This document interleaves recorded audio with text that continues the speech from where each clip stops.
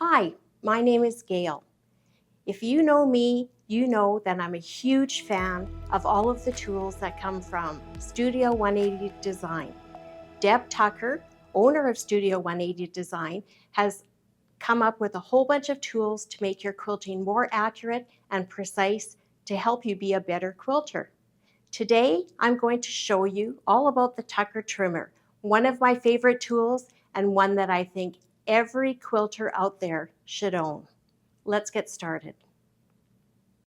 There are 3 different Tucker trimmer tools: a Tucker trimmer 1, a Tucker trimmer 2, and a Tucker trimmer 3.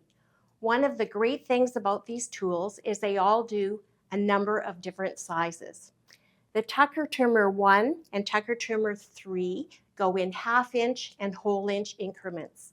The Tucker trimmer 2 goes in 1/4 inch and 3/4 inch increments. The Tucker trimmer 1 and the Tucker trimmer 2 each do 11 different size units. And the Tucker trimmer 3, which you could kind of think of the Tucker trimmer 1 on steroids, does 24 different sized units from 1 inch to 12.5 inches. With each tool, you get a wonderful set of instructions. Inside the instructions is a chart that gives you all of the cutting requirements when you are making your blocks. So if you are doing a pattern and it tells you you need to have a 4-inch finished half square triangle, all you would do is go to the cutting chart. You would look up the number on the chart and it would tell you what size of squares you have to cut.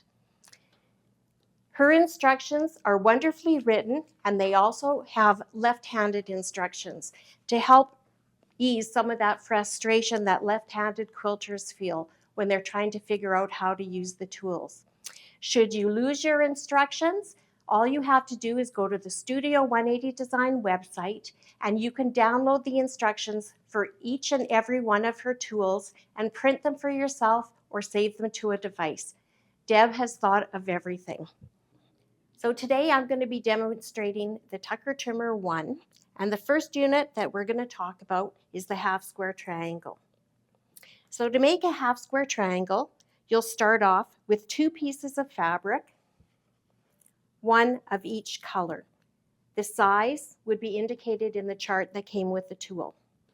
You'll put these 2 pieces right side together, and using another great tool from Studio 180 Design, the Quilter's Magic Wand, this marks a scant 1/4 inch to give you your stitching lines.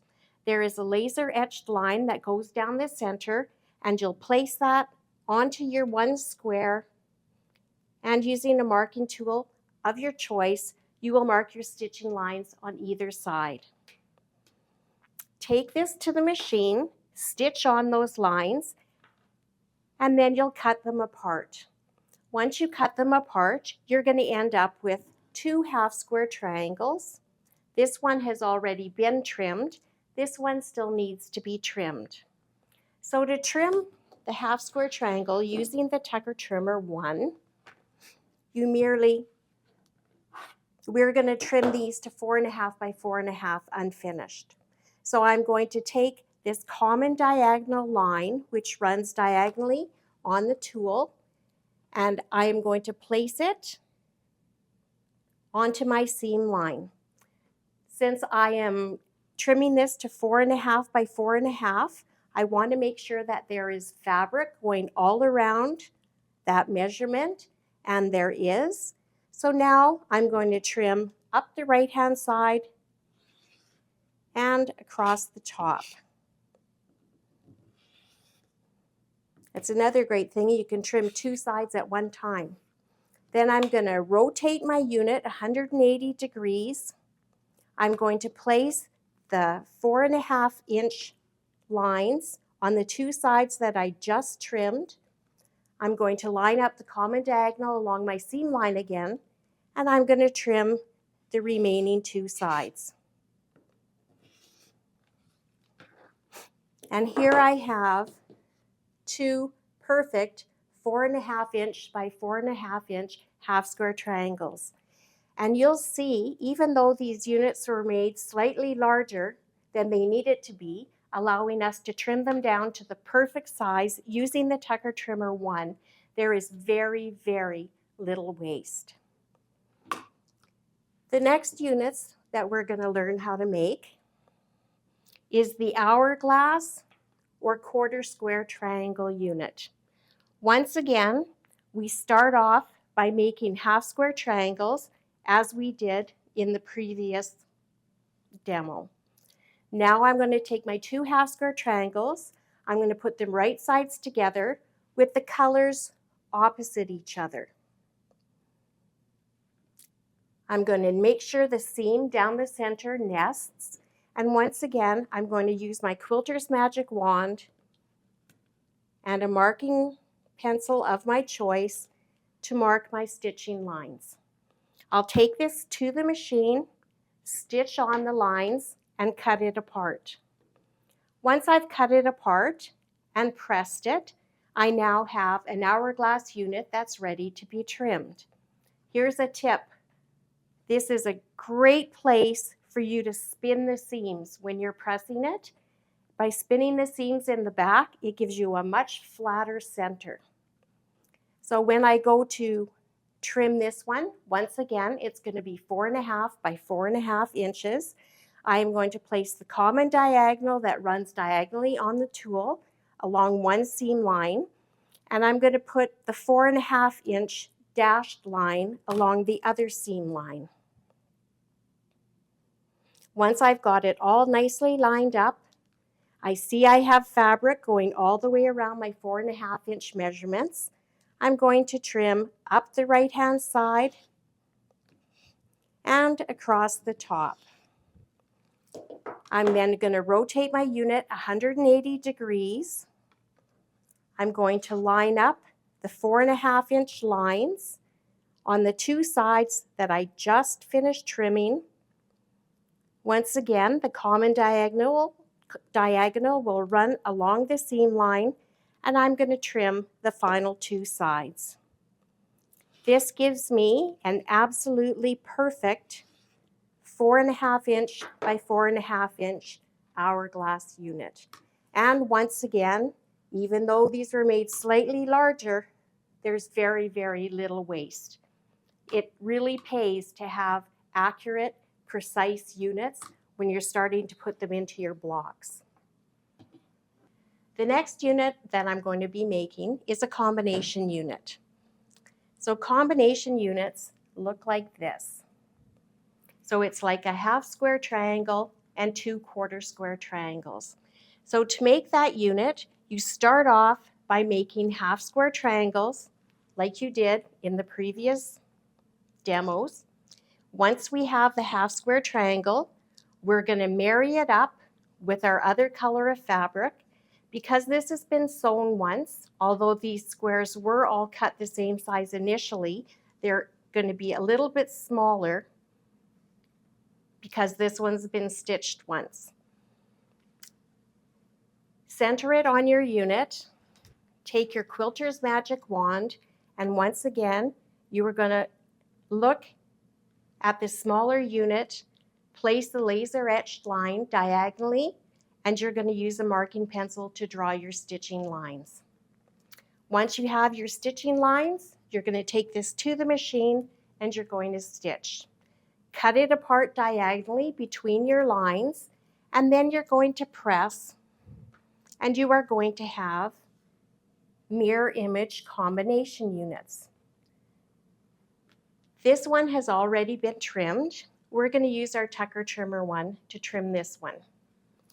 So I'm going to place the unit so that the common diagonal, the long black line, is going to be on the seam line between the quarter square triangles.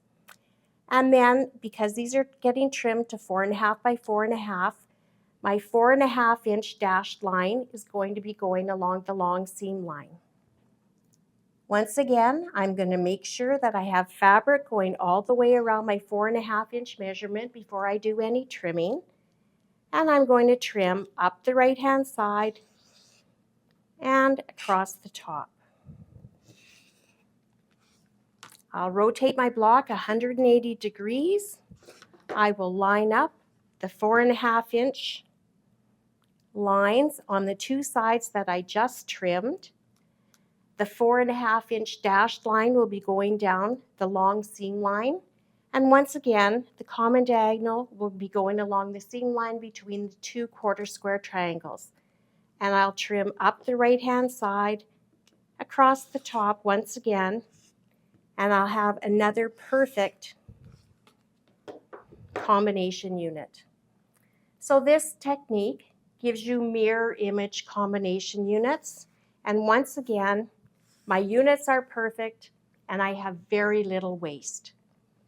There's also a technique that Studio 180 Design has brought out, and it's called non-mirror image combination units. So if you need,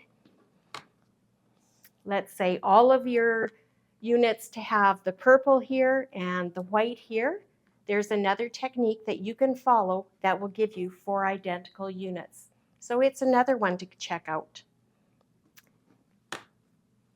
So there's usually a technique that goes with each of Deb Tucker's tools. And the technique that goes with the Tucker Trimmer 1, or one of the techniques, is the shaded 4 patch. So Deb has technique sheets that go with all of her techniques for the various tools. This is the technique sheet for the shaded 4 patch from Studio 180 Design. On each of the technique sheets, it tells you what tool you would use to make the technique, and it also gives you some stars that denotes the level of difficulty for this particular technique. There's a wealth of information on the technique sheet. For instance, for the shaded 4 patch, which looks like this, it tells you what size you have to cut all the pieces to compile the unit.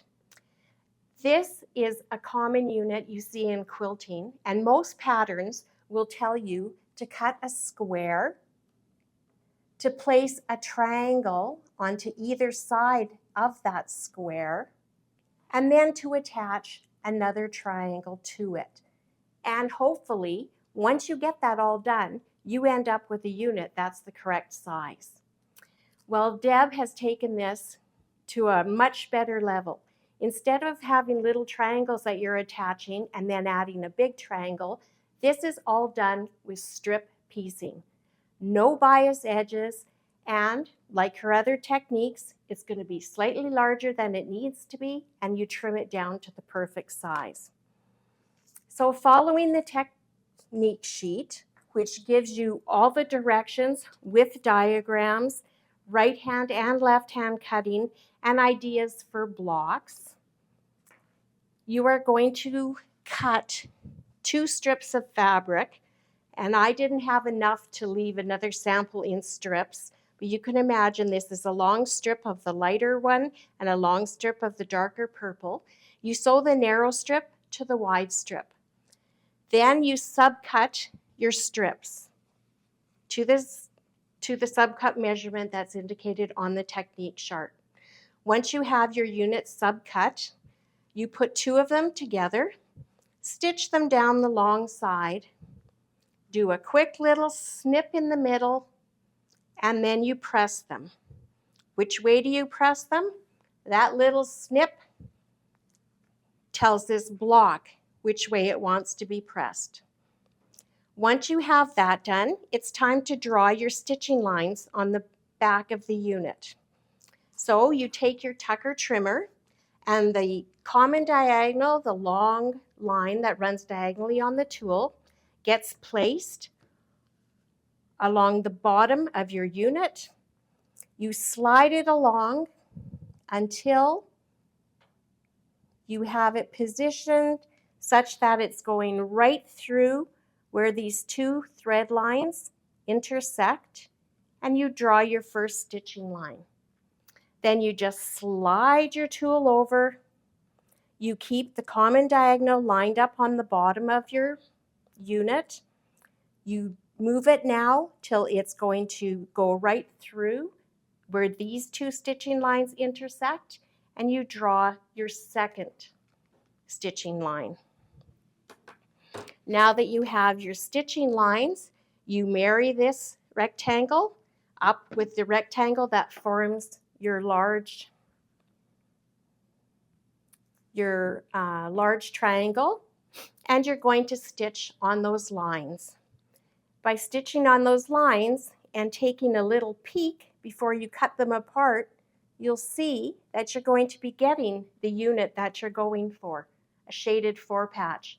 And bonus, for every one of these you make, you get 2 shaded 4-patch units.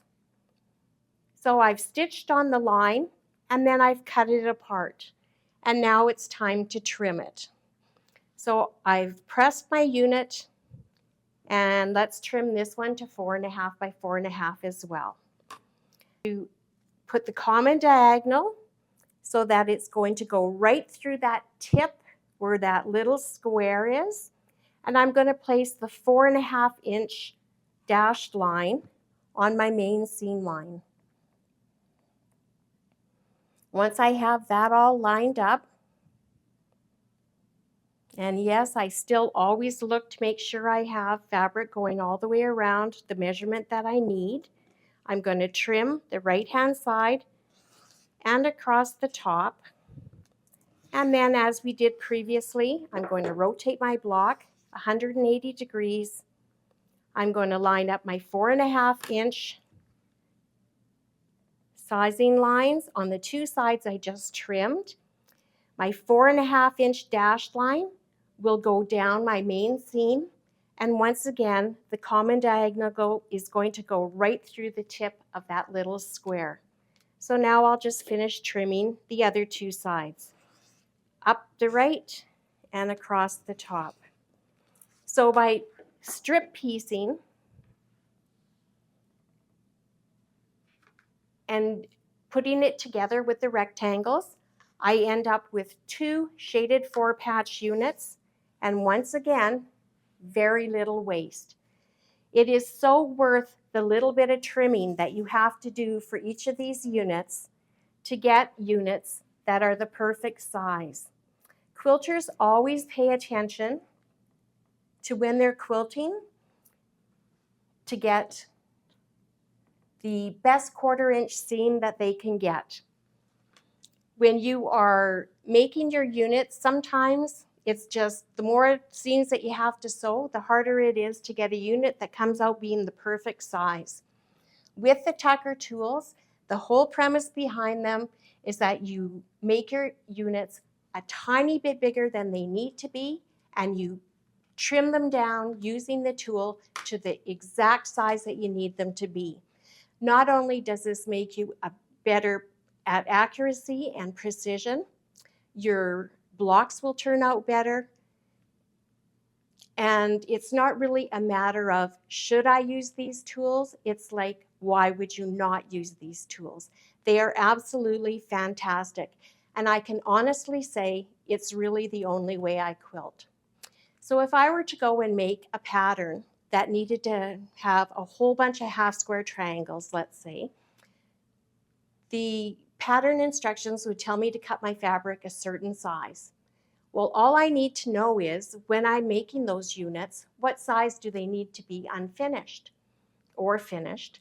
And I will then go to my chart on my instructions that came with the tool, and I will look up, okay, if I am making half square triangles, what's the size that I need to cut my fabric? If I'm making 1/4 square triangles, what size do I need to cut my fabric? How's about if I'm making combination units? It's all given to you on your tool instructions. A lot of people like to call that tuckerizing a pattern. Just because your pattern says to cut it at a certain width, you can always change that and use another tool. So I hope you enjoyed my demo. I would just like to show you a couple of blocks that I've made that will showcase these techniques that I've showed you here today. Here is one block that shows some of the units that we made today.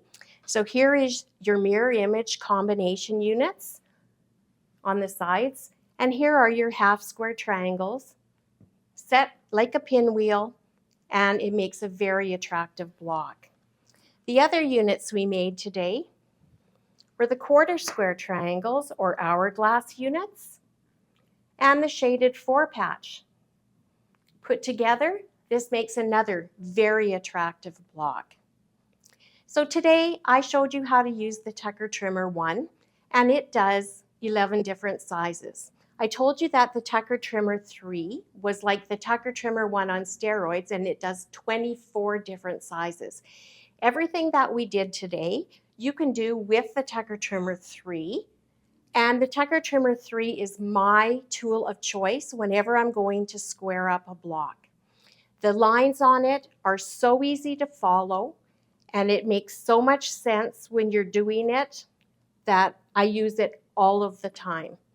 The Tucker Trimmer 2, because it's in a 1/4 inch and 3/4 inch increments, I don't use as much. If you had a pattern that specifically calls for trimming at those dimensions, then it would be a very, very helpful tool to have. So I teach the Tucker University classes here at the store. Tucker University is something that came about with 2 of Deb Tucker's certified instructors. They were the brains behind the operation. So what I teach in these classes is each one of Deb's tools, and they're taught in sequence, starting with the Tucker Trimmer 1, then we go to the V block, then we go to the wing clipper to make flying geese, and then we do the square squared. There are 13 different techniques that I show in Tucker University Year 1, and this is best learned from the beginning because we build upon the techniques we've learned in previous classes as we go along. There is a rapid fire Lemoyne star tool. Now there is a series of rapid fire Lemoyne classes. The first one is the basic construction class, and then we go into 3 classes that showcase advanced techniques using the rapid fire Lemoyne star tool. That one you don't need any previous Tucker experience to take, and Lemoyne stars are highly addictive. They are so much fun to make. Everybody enjoys them.